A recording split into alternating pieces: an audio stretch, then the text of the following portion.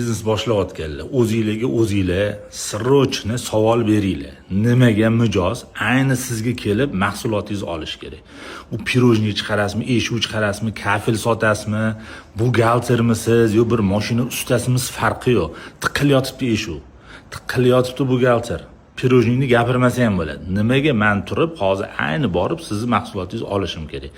Nima ustunligingiz bor? Nima sabablar bor? Ko'rasizlarmi qanaqa kuchli savol bu. Bu savol o'zingizga o'zingiz berasiz.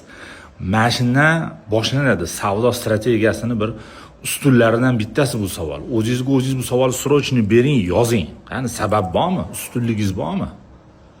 Hammada bor narsani yozmang. Ajralsin, hech kimda yo'q bo'lsin. Mana mashinada shans ko'p siz chiqib kelishingizga. Ya'ni bozorga kirib kelishingizga. Nimaga biz u parkentga shilpillarga borib kelyapmiz misol? Yo Cherneyevga Baluga borib kelyapmiz. Arzonligami? Yo'q. Ya'ni arzon sotsa bo'ldi emas, ishoninglar. Bir xil faqat arzon guruhini beradi. Mana shu narsani yozinglar, o'ylab ko'ringlar, biznes qilayotganlarga yuboringlar, sabab ustunligini yozsin. Kommentlarda ham yozinglar, o'zimga ham qiziq. Biznes haqida bir chaynaylik, foyda bo'lsin.